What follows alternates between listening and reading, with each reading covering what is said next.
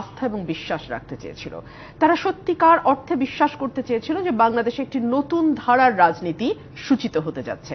তারা আশা করেছিল বাংলাদেশে যেই ধারার রাজনীতি গত 50 বছর ধরে তারা দেখেছে এবং যেই ধারার রাজনীতির সঙ্গে বাংলাদেশের মানুষের জীবন ওতপ্রোতভাবে জড়িত, সেই ধারার রাজনীতি থেকে বেরিয়ে এসে নতুন একটা কিছু আমরা শুনতে পাবো। কিন্তু আমি গত 6 মাস খুব মাইনিউটলি ফলো করলাম যে আসলে তারা কি করতে চাইছে এবং তারা যা বলছে এবং তারা যা করছে এই দুটোর মধ্যে মিল কতটুকু, অমিল কতটুকু। আমি নিজেও খুবই আশাবাদী একজন মানুষ ছিলাম যে নতুন ধরনের একটি রাজনীতি হয়তোবা বাংলাদেশ পেতে যাচ্ছে, কিন্তু আমরা যখন মাঠের পরিস্থিতি লক্ষ্য করলাম তখন দেখলাম তারা যা বলছে তাদের অনেক কিছুই তাদের কাজের সঙ্গে মিল থাকছে না। ফর এক্সাম্পল, আমি কয়েকটা এক্সাম্পল দেই। সেপ্টেম্বর মাসে তারা বিভিন্ন জেলায় জেলায় জনসমাবেশ করেছিল। তখন একটা সার্কুলার জারি হয়েছিল সরকারের তরফ থেকে যে তাদেরকে যেন ডিসিএসপিরা প্রোটোকল দেয়, নিরাপত্তা বিধান করে। প্রশ্ন হচ্ছে, এই ধরনের সংস্কৃতিকে আমরা অতীতে দেখেছি না? যে যেই দলগুলো যখন ক্ষমতায় থাকে, এবং বিশেষ করে গত 15 বছরে আওয়ামী লীগ, তারা যখন কোনো সভা সমাবেশ করত, যারা যখন কোনো পাবলিক মিটিং বা পাবলিক ফোরামে অ্যাড্রেস করতে যেত, তখন তারা রাষ্ট্রীয় আনুকূল্য নিয়ে যেত এবং রাষ্ট্রীয় সুযোগ সুবিধা ব্যবহার করত।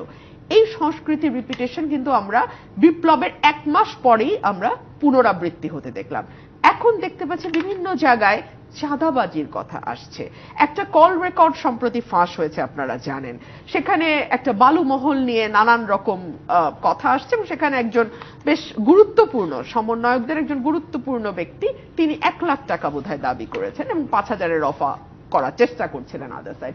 সো এই কথাগুলো, এই কার্যকলাপগুলো কি আমাদের আগের রাজনীতিকেই মনে করিয়ে দেয় না?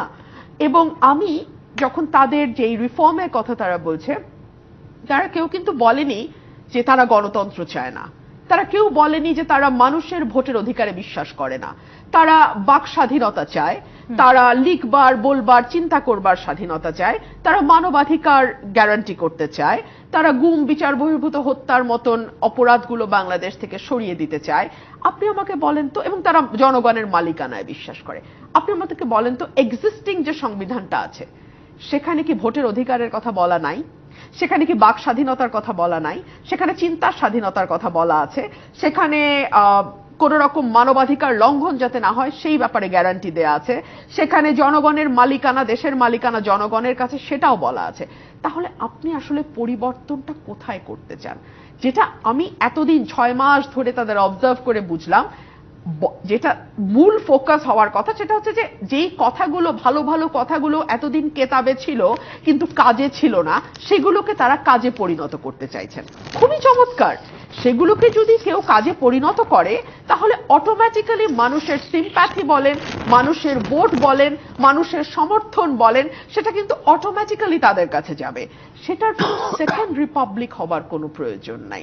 যদি এমন হতো যে বাংলাদেশে রাজতন্ত্র প্রতিষ্ঠিত আছে, রাজতন্ত্র থেকে তারা গণতন্ত্রের দিকে যেতে চায়, কিংবা যদি এমন হতো যে বাংলাদেশে গণতন্ত্র আছে কিন্তু তারা সমাজতন্ত্র কায়েম করতে চায়, অর্থাৎ তারা পুরো সিস্টেমটার পরিবর্তন চায়, তাহলে আমরা সেকেন্ড রিপাবলিকের কথা ভাবতে পারতাম। পরিবর্তনের কথা যেটা আপনি বলছেন তারা চাইছে, সেটা কি অনেকেই সন্দেহের চোখে দেখছেন, অন্য মতলব আছে কথা বলেছেন, এর মধ্যে আরো একটি উদ্দেশ্য আছে, সেই কথা আমরা শুনেছি। কি সেই উদ্দেশ্য, সেই জায়গাগুলো নিয়ে আমরা আলোচনা করবো। জিপিটি ইস্পাত নিবেদিত রাজকাহনের বিরতি নিয়ে ফিরছি, সাথেই থাকুন। জিপিটি ইস্পাত নিবেদিত রাজকাহন দেখছেন, ব্যারিস্টার রুমিন ফারহানা। বিএনপির নেতারা বলছেন গণপরিষদ কেন হবে, এর মধ্যে একটি অন্য উদ্দেশ্য আছে কিংবা অন্য কোনো মতলব আছে। মতলবটা আসলে কি? মতলবটা হচ্ছে নির্বাচনকে আরেকটু দীর্ঘায়িত করা। আমি আজকে একটি রিপোর্ট এসছে মানব জমিনে, বেশ দীর্ঘ একটি রিপোর্ট। তারা বলছে যে রাজনৈতিক যে নতুন দলটি গঠিত হয়েছে তারা এখন কৌশলের দিকে বেশি মনোযোগ দিচ্ছে। তারা 3 ধরনের কমিটি করতে চাইছে। একটি কমিটি হচ্ছে তাদেরকে নিয়ে যারা নির্বাচন করবে এবং তারা তাদের এলাকায় চলে যাবে এবং এলাকা গোছানোর কাজ করবে। সেকেন্ড কমিটি যেটা হবে সেটা দলকে এবং সংগঠনকে আরো বেশি শক্তিশালী করার জন্য কাজ করবে, এবং থার্ড যে কমিটি হবে সেটা ন্যাশনাল পলিটিক্স নিয়ে কাজ করবে। অর্থাৎ এই যে 3টা কমিটি করা এবং বিষয়গুলোকে গুছিয়ে আনা, এজন্য সময়ের প্রয়োজন। 300টি আসন, 300টি আসনে প্রার্থী ঠিক করা, সেই প্রার্থীদের একটা শক্ত বেস তৈরি করা, এই সকল কিছুর জন্য সময়ের প্রয়োজন। দেখুন, আমরা যারা একেবারে প্রত্যন্ত এলাকায় রাজনীতি করি, আমার এলাকা ব্রাহ্মণবাড়িয়ার একদম মানে কর্নারে সরাইল আশুগঞ্জ, নারায়ণগঞ্জে, আমাদের এখানে কিন্তু আমি কথা বলেছি মানুষের সাথে প্রচুর, যে আপনারা নতুন রাজনৈতিক দল নিয়ে কি ভাবছেন, তাদের কোনো কমিটি এখানে আছে কিনা, কিংবা তাদের কোনো সমন্বয়ক বা নেতা এখানে আছে কিনা। ওরা কিন্তু এই ব্যাপারগুলো ঠিকঠাক মতো জানেই না। মানে ব্রাহ্মণবাড়িয়ার 6টা আসন, এই 6টা আসনে কম বেশি আমি কথা বলেছি মানুষের সাথে, তারা খুব বেশি ওয়াকিবহালি না। সো এরকম আমি একটা এলাকার কথা বলছি, এরকম তো আরো 300টা এলাকা আছে। সো সেই এলাকাগুলোতে তাদের শক্ত ফুটিং দেওয়া এবং সেখানে কাজ করা, মানুষের বিশ্বাস আস্থা অর্জন করা, এগুলো কিন্তু কঠিন ব্যাপার। দেখুন, আমি আমার ফার্স্ট সেগমেন্টে বিষয়টি তুলিনি, বাট এখন আমার কথার প্রয়োজনে তুলতে হচ্ছে। উমামা একটি কথা বলেছে যে মানুষ অত না বুঝলেও হয়। মানুষ কিন্তু সত্যি সেকেন্ড রিপাবলিক, প্রেসিডেন্ট আর প্রাইম মিনিস্টারের ক্ষমতার ভারসাম্য, আর্টিকেল 70, এগুলো নিয়ে একেবারেই চিন্তিত না। মানুষ এগুলো জানেও না, জানতে চায়ও না, খুব বেশি মানুষ বুঝতেও চায় না। আমরা যদি আরবান এলিট ক্লাস নিয়ে আলাপ করি, সেটা একরকম আলাপ হবে, কিন্তু বাংলাদেশে আরবান এলিট ক্লাস কিন্তু 10%। এর বাইরে যে 90% মানুষ, যাদের ভোটও একটা, আপনার আমার ভোটও একটা, যারা 70 অনুচ্ছেদ নিয়ে গলা ফাটাই, সুতরাং তাদের ভোটটাকে, এই 90%-এর ভোটটাকে আপনি তুচ্ছ করে 10% নিয়ে পড়ে থাকলে হবে না। 90%-এর মূল কনসার্ন কি? তাদের মূল কনসার্ন হচ্ছে তারা জিনিসপত্র ঠিক মতো ন্যায্য দামে পাচ্ছে কিনা। তাদের মূল কনসার্ন তারা রমজান মাসে একটা ডিম তাদের পরিবারের প্রত্যেক সদস্যের ভাগে একটা করে ডিম দিতে পারছে কিনা। তাদের মূল কনসার্ন হচ্ছে আইন শৃঙ্খলা পরিস্থিতির কি অবস্থা, তারা রাত 10টা-11টার সময় নির্বিঘ্নে বাড়িতে একলা ফিরতে পারছে কিনা, মোবাইলটা এবং মানি ব্যাগটা সেভ আছে কিনা। তাদের মূল কনসার্ন হচ্ছে নারীরা সন্ধ্যার পরে বাড়ির বাইরে গিয়ে শপিং করে আবার বাড়িতে নিরাপদে ফিরতে পারছে কিনা। এই জায়গাগুলো তাদের মূল কনসার্ন ভাই। এর বাইরে বাংলাদেশে সেকেন্ড রিপাবলিক হচ্ছে না, থার্ড রিপাবলিক হচ্ছে না, অন্য রিপাবলিক, তাতে তাদের কিচ্ছু যায় আসে না।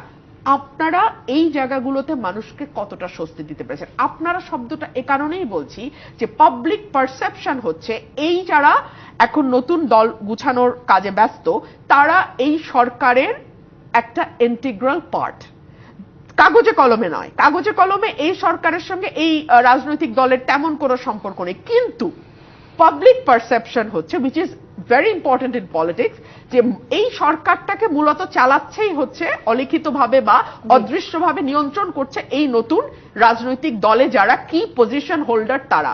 এবং এটা তো খুব মিথ্যাও নয়। দুদিন আগে, একদম লিটারালি 2 দিন আগেই তো নাহিদ ইসলাম, এই নতুন দলের যিনি আহ্বায়ক, তিনি তো আসলে এই সরকারে ছিলেন এবং সরকারের অতি গুরুত্বপূর্ণ একজন উপদেষ্টা ছিলেন, এবং তার ব্যাপারে কথা বলতে গিয়ে প্রধান উপদেষ্টার প্রেস সচিব তিনি বলছেন যে তিনি ভবিষ্যতের প্রধানমন্ত্রী।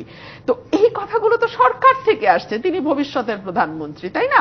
তো সরকার এই দলটাকে, এবং এই দলে যারা যুক্ত, দল তো আসলে বায়বীয় কোনো বিষয় নয় বা নীতির কথারও বই নয়, দল হচ্ছে মানুষকে নিয়ে দল। এই মানুষগুলোর ব্যাপারে এই সরকারের ধারণা তারা আগামীতে প্রধানমন্ত্রী হতে যাচ্ছে। তো এই সরকারের সঙ্গে এই মানুষগুলোকে আপনি আলাদা করতে পারবেন না। তো মানুষ দেখছে এই মানুষগুলোকে নিয়ে যে সরকারটি চলছে, তারা না দ্রব্যমূল্য নিয়ন্ত্রণ করতে পারছে, না জনজীবনে স্বস্তি দিতে পারছে, না নিরাপত্তা এনশিওর করতে পারছে। একদম সাধারণ মানুষ কি ভাবছে তৃণমূল পর্যায় পর্যন্ত, সেটি জানাটা ভীষণ জরুরি। অ্যাবসলিউটলি, মানে পলিটিক্স করতে গেলে আপনাকে সেকেন্ড রিপাবলিকের চেয়ে অনেক বেশি গুরুত্বপূর্ণ সাধারণ মানুষ তার জীবনযাত্রা